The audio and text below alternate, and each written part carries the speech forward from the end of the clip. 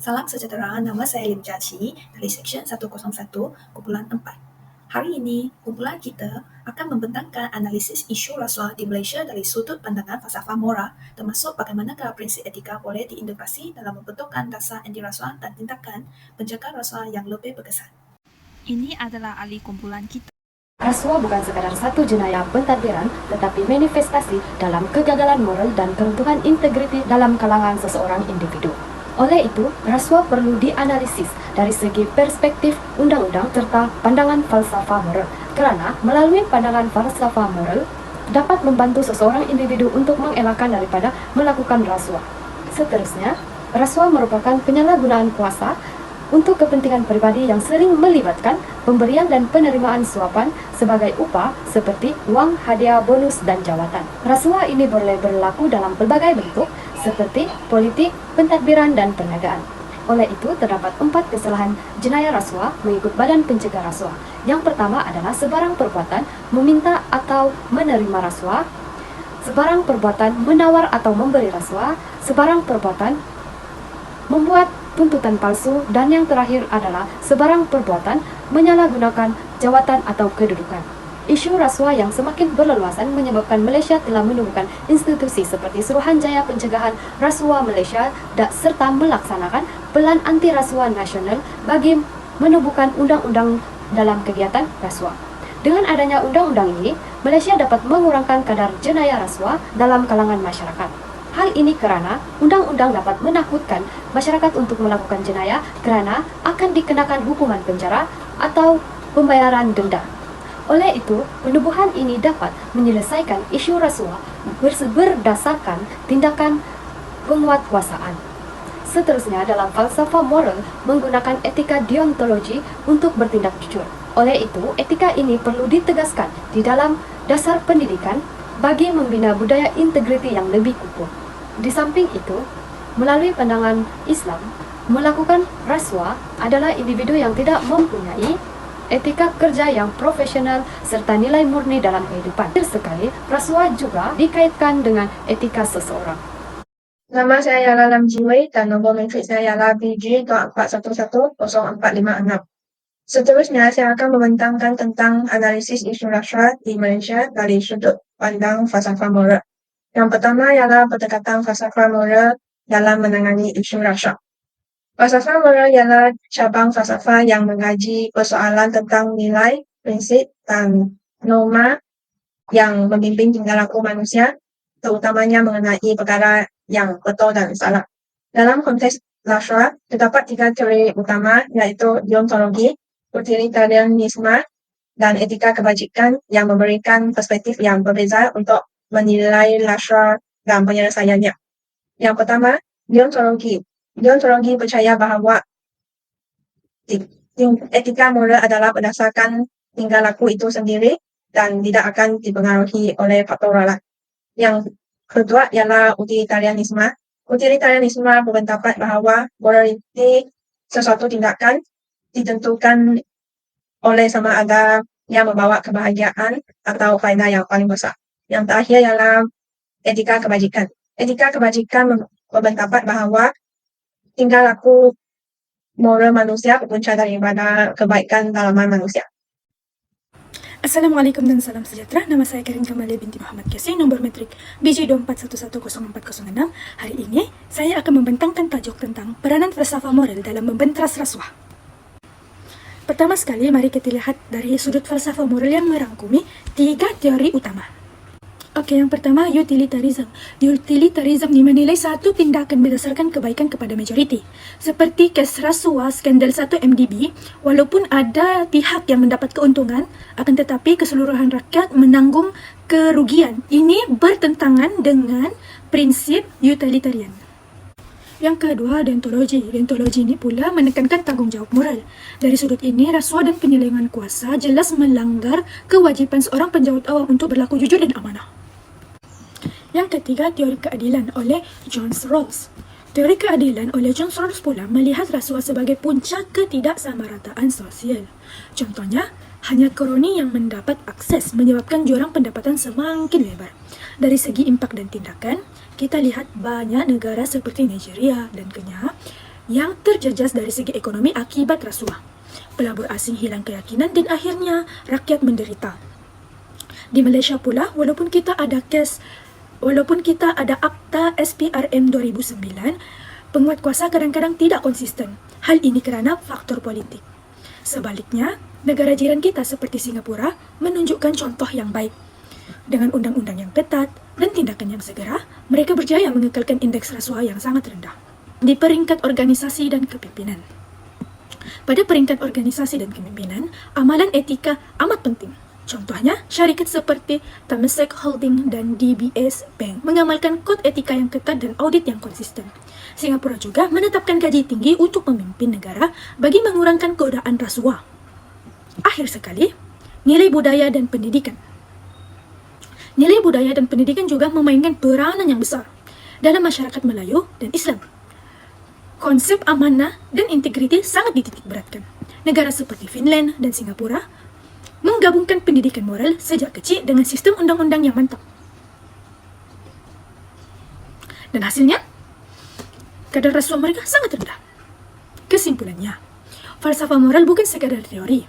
Ia menjadi asas penting dalam membina masyarakat yang berintegriti. Gabungan nilai budaya, pendidikan, dan sistem perundangan dan kepimpinan beretika adalah kunci utama dalam membentas rasuah secara berkesan. Terima kasih. Assalamualaikum dan salam sejahtera. Nama saya Kamisa binti Habil, Nometrik PG 241110-360 dari Seksyen 101. Seterusnya saya akan membentangkan dua puncak rasuah dari sudut pandang falsafah moral. Salah satu puncak utama berlakunya rasuah dari sudut moral ialah disebabkan oleh kelemahan sistem nilai moral dan juga etika dalam diri. Hal ini demikian kerana nilai-nilai murni seperti kejujuran, amanah dan juga tanggungjawab semakin pudar dalam diri seseorang individu. Maka ini akan menyebabkan kecenderungan seseorang individu untuk mementingkan diri sendiri akan semakin meningkat dalam diri mereka. Sebagai contoh, seseorang yang sepatutnya ditugaskan untuk menjaga kepentingan rakyat, tetapi mereka lebih mengutamakan kepentingan diri kerana mereka tidak mempunyai prinsip moral yang kukuh dalam diri mereka. Menurut ahli falsafah Immanuel Kant, setiap orang perlu menjalankan tanggungjawab berdasarkan kewajiban moral, bukan kerana ingin mendapatkan ganjaran. Namun, apabila prinsip ini tidak diamalkan, tugas dan amanah mudah diabaikan, lalu rasuah akan dianggap sebagai jalan pintas untuk mendapatkan keuntungan pribadi. Oleh itu, pendidikan moral dan etika sangat penting dan perlu diterapkan sejak di bangku sekolah hingga ke peringkat universiti. Seterusnya, satu lagi puncak utama rasuah dari sudut moral ialah sifat tamak. Sifat tamak ini lahir apabila seseorang tidak pernah puas dengan apa yang dimiliki walaupun mereka sudah berada di kedudukan yang tinggi atau bergaji besar. Hal ini disebabkan adanya sifat ketamakan dalam diri, sehingga mereka sanggup menyalahgunakan kuasa untuk menerima sesuatu yang bukan hak mereka. Mereka hanya mahu kekayaan dan kesenangan hidup secara cepat tanpa memikirkan kesan kepada orang lain dan juga masyarakat. Oleh itu, hukuman terhadap pelaku rasuah perlulah dijalankan secara terbuka dan juga konsisten.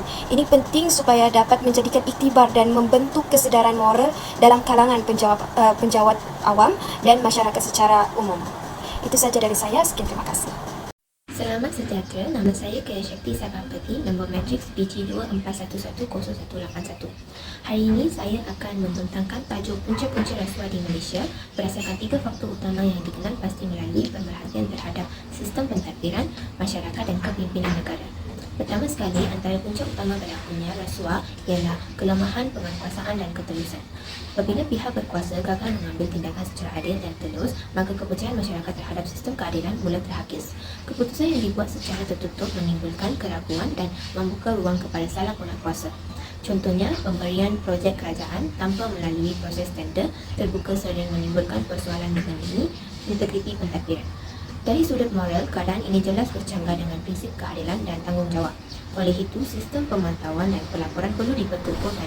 Suruhanjaya Pencegahan Rasuah Malaysia atau SPRM wajar diberi kuasa dan sokongan penuh. Tegasnya, jika penguatkuasaan lemah dan tidak telus, maka rasuah akan terus berakar dalam sistem. Kedua, rasuah juga berlaku kerana pengaruh sosial dan budaya yang semakin normal dalam kehidupan seharian. Dalam sesetengah komuniti, pemberian duit atau hadiah kecil dianggap biasa untuk mempercepatkan sesuatu urusan. Sikap ini menunjukkan nilai moral semakin terhakis apabila sesuatu yang salah mula diterima sebagai kebiasaan. Sebagai individu yang memberikan wang tambahan untuk mempercepatkan proses kelulusan lesen sebenarnya sedang menyumbang kepada budaya rasuah tanpa disedari. Dari sudut moral dan agama, amalan ini sangat bertentangan, khususnya dalam Islam, yang mengharamkan rasuah dan mengutamakan kejujuran serta tanggungjawab. Justru, pendidikan Malaysia, masyarakat melalui kempen kesalahan yang menyentuh nilai moral agama dan kesan jangka panjang rasuah amat diperlukan. Jika tidak akan melahirkan relasi yang tidak peduli soal benar atau salah. Akhir sekali, kelemahan dalam kepimpinan beretika turut menjadi punca utama rasuah. Apabila pemimpin tidak menunjukkan teladan yang baik, masyarakat akan hilang kepercayaan yang lebih cenderung meniru tingkah laku negatif. Sepatutnya pemimpin menjadi simbol integriti, keadilan dan tanggungjawab. Namun apabila ada pemimpin yang terlibat dalam skandal rasuah atau melindungi rakan yang bersalah, ia memberi mesej yang salah kepada rakyat bahawa perbuatan tidak bermoral boleh dimaafkan. Sebagai contoh, apabila tokoh politik menggunakan kuasa untuk memperkayakan diri dan keluarga melalui projek kerajaan, ia jelas bertentangan dengan prinsip etika teladan. Maka, pemilihan pemimpin perlu berdasarkan integriti, bukan semata-mata populariti atau pengaruh. Pendidikan etika dalam kepimpinan dan amalan tadbir urus yang baik sangat penting bagi membina semula kepercayaan rakyat. Sekian, terima kasih. Assalamualaikum warahmatullahi wabarakatuh. Pada bahagian ini, saya akan membentangkan integrasi prinsip etika dalam masyarakat. Sebenarnya, nilai etika telah pun diajar sejak dini, yaitu dari rumah dan sekolah, bagi memupuk sikap jujur, bertanggungjawab, dan menghormati orang lain. Sebagai contoh, sekolah melaksanakan program nilai murni dan khidmat masyarakat. Selain itu, amalan etika dalam organisasi dan tempat kerja kode etika profesional dijadikan panduan untuk memastikan kerja dilakukan dengan telus dan adil. Sebagai contoh, polisi anti rasuah dan pelatihan kesadaran etika untuk kaki tangan. Seterusnya, prinsip etika juga dilakukan melalui pengumpulan dasar berasaskan etika. Pembuat dasar menjadikan nilai keadilan, integriti, dan kebajikan bersama sebagai asas perancangan. Sebagai contoh, dasar kerajaan yang mengutamakan nilai integriti bagi membentaras salah guna kuasa. Seterusnya, melalui pengawasan dan akuntabiliti sosial. Masyarakat aktif memantau dan melaporkan pelanggaran nilai etika yang berlaku. Sebagai contoh, media dan badan bukan kerajaan yaitu NGO menegakkan amalan tidak beretika. Akhir sekali, amalan etika dalam kehidupan seharian. Etika diterapkan dalam komunikasi, urusan perniagaan, dan hubungan interpersonal. Sebagai contoh, sikap saling menghormati ketika berinteraksi atau membuat urus niaga. Oleh itu, hasil integrasi etika dalam masyarakat membentuk kepercayaan, solidariti, dan institusi yang berintegritas, membangunkan masyarakat yang harmoni, adil, dan makmur. Selamat sejahtera, nama saya Kirtana Naya Satish dari Seksyen 101. Hari ini saya akan membentangkan tajuk kecil saya iaitu integrasi prinsip etika dalam organisasi. Dalam pembentangan ini, saya akan huraikan dua perkara utama iaitu latihan kepimpinan etika dan juga peraturan etika serta tata kelakuan. Pertama, latihan kepimpinan etika. Latihan ini penting untuk memastikan golongan pembuat keputusan dalam organisasi mempunyai asas moral yang kukuh semasa menjalankan tugas. Apabila pemimpin berintegriti, mereka akan mendorong budaya kerja yang telus, beraccountability dan adil. Contohnya, Institusi Integriti Malaysia (IIM) menyediakan latihan dan modul pembangunan etika kepada penjawat awam dan juga sektor swasta. Selain itu, GIECC iaitu Pusat Tadbir, Urus Integriti dan Anti Rasuah turut memainkan peranan penting dalam merangka strategi nasional untuk memperkukuh integriti dalam pentadbiran awam. Bila pemimpin diberi latihan secara berkala, mereka bukan sahaja lebih peka terhadap isu moral, malah boleh menjadi contoh yang baik kepada pekerja bawahan. Ini dapat menyemai budaya kerja yang bebas daripada salah guna kuasa. Seterusnya, peraturan etika dalam tata kelakuan. Organisasi perlu mengubal dan menguatkuasa kod etika berdasarkan prinsip moral sejagat seperti kejujuran, accountability dan ketelusan. Sebagai contoh, Petronas mempunyai satu dokumen penting yang dipanggil Code of Conduct and Business Ethics atau singkatnya COBE. Ia memberi panduan yang jelas kepada pekerja dalam menangani isu seperti rasuah dan konflik kepentingan. Petronas juga menyediakan saluran pelaporan salah laku atau lebih dikenali sebagai whistleblowing mechanism yang selamat dan rahsia. Ini penting untuk melindungi pekerja yang ingin melapor sebarang salah laku tanpa rasa takut. Dalam sektor kerajaan pula, langkah seperti ikrar bebas rasuah (IBR) telah diwajibkan. Ini adalah tanda komitmen kerajaan terhadap amalan integriti dan menolakkan rasuah secara serius. Kesimpulannya, integrasi prinsip etika dalam organisasi membantu membentuk budaya kerja yang sihat, telus dan adil. Dengan latihan yang berterusan dan peraturan etika yang jelas, organisasi boleh mencegah salah laku dan memimpin keyakinan dalam kalangan pekerja serta masyarakat. Sekian, terima kasih. Selamat sejahtera, nama saya Layo E. Hari ini saya ingin membentangkan tentang integriti prinsip etika dalam penjawat awam. Apa itu maksud integriti? Secara ringkasnya, ia adalah bermaksud sikap kejujuran, amanah dan bertanggungjawab. Ia bermakna kita hendaklah sentiasa membuat perkara betul, mengikut nilai baik demi dengan rakyat dan negara. Mengapa integriti ini penting? Mari kita fikirkan, kalau integriti ini tidak kuat, apa akan jadi? Kita akan nampak rasuah dan salah guna kuasa akan berlasa. Ini bukan sahaja merugikan duit negara, tapi paling penting, ia akan menghilangkan kepercayaan rakyat pada kerajaan. Apabila rakyat tak percaya, pentadbiran negara akan tidak stabil dan pembangunan negara akan terganggu. Makanya, SPRN atau Suruhanjaya Pencegahan Rasuah Malaysia kena serius dengan perkara ini. Mereka hendaklah ada cara tersendiri untuk mendidik penjawat awam tentang bahaya rasuah. Bahagian pendidikan masyarakat SPRN diseraskan macam-macam program anti-rasuah dengan kementerian dan agensi lain dari peringkat pusat sampai negeri. Apakah cara SPRN boleh buat? Mereka boleh menganjurkan persidangan forum, bengkel, seminar dan pameran. Mereka juga boleh memberikan taklimat dan ceramah, membuat lawatan lampanan dan mencuba dengan komuniti. Ini adalah cara mereka berinteraksi secara langsung untuk memastikan mesej integriti ini sampai betul-betul ke setiap hati dan fikiran kita. Jadi, sejelasnya, untuk membantu rasuah ini, tidak cukup dengan undang-undang saja. Prinsip etika mestilah seperti dalam diri kita. Untuk membina budaya integriti yang kuat, kita perlukan memberi pendidikan nilai dari kecil, latihan kepimpinan yang berasaskan etika, dan kod tingkah laku yang tegas. So, ingat negara akan memaju kalau rakyat, terutamanya penjawat awam, sentiasa pegang teguh nilai moral. Terima kasih. Salam sejahtera, my name is Layarin. Nombor metrik saya ialah BG24110160. Hari ini saya akan membentangkan 4.0 tindakan berasaskan etika untuk pencegahan rasuah yang lebih berkesan di Malaysia. Penguasaan undang-undang yang tegas dan beretika. 1. Pihak berkuasa harus memperketat penguasaan undang-undang setia ada dengan mengenakan hukuman yang lebih berat terhadap pelaku rasuah. Kedua, Malaysia mempunyai Akta Suruhanjaya Pencegahan Rasuah Malaysia (SPRM) dan Akta Ofensif Rasuah 2009. Hukuman seperti denda dan penjara masih dianggap tidak cukup untuk menjadi tentera yang kuat. Kerajaan perlu pindah undang-undang bagi mewajibkan hukuman penjara dan merampas aset rasuah. Bagi Mahkamah harus juga perlu diwujudkan untuk mempercepat pembicaraan tindakan tegas dan konsisten akan beri mesej jelas bahawa rasuah tidak akan ditolerasi. Mahkamah harus perlu diwujudkan untuk mempercepat kes rasuah tanpa keterusan dan ketegasan kelewatan perbicaraan akan mencerdaskan kepercayaan rakyat dan memberi ruang kepada pelaku rasuah. Salam sejahtera, nama saya Lim Jia Qi dari Seksyen 101. Nombor metrik saya adalah BG24110200. Hari ini, saya ingin membentangkan bagaimanakah membentukkan budaya etika dan integriti dalam organisasi dapat membantu mencegah rasuah dengan lebih berkesan di Malaysia.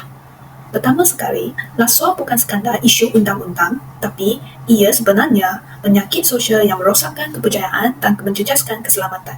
Contohnya, menurut Tan Sri Lee Lam Teh, rasuah boleh menyebabkan penggunaan PPE iaitu peralatan pelindungan diri tidak berkualiti dan rekod keselamatan dipalsukan, terutamanya di tempat kerja. Jadi, apa penyelesaiannya? Kita perlulah budaya kerja berasal moral dan etika, walaupun undang-undang itu penting. Pendidikan nilai integriti mesti diterap sejak awal secara melalui latihan pekerja dalam dasar syarikat dan kepimpinan yang beretika. Hal ini kerana pemimpin yang jujur dan etika akan memberi contoh positif kepada keseluruhan organisasi. Organisasi perlu sediakan saluran aduan dalaman yang selamat supaya pekerja berani melapor salah laku. Ini penting untuk bina suasana yang terus tanpa bertanggungjawab. Akhir sekali, kalau kita terap kejujuran dan accountability, kita dapat bina budaya integriti dan organisasi yang bersih. Kesimpulannya, cegah rasuah bukan hanya dengan undang-undang. Etika dan integriti perlu jadi darah dalam setiap organisasi di Malaysia. Sekian, terima kasih. Selamat sejahtera, nama saya Kwan Shen Wei. Saya akan bentangkan kesimpulan untuk esei ini. Kesimpulannya, rasuah di Malaysia berpunca bukan sahaja daripada kelemahan penguatkuasaan undang-undang, tetapi ianya juga merupakan kemerosotan nilai moral dan etika dalam masyarakat. Pendekatan falsafah seperti deontologi, utilitarianisme, dan etika kebajikan akan membantu memahami dan menangani isu ini secara menyeluruh. Usaha membanteras rasuah perlu diutamakan melalui pendidikan awal dan penerapan kepimpinan beretika, pembentukan budaya integriti dalam organisasi.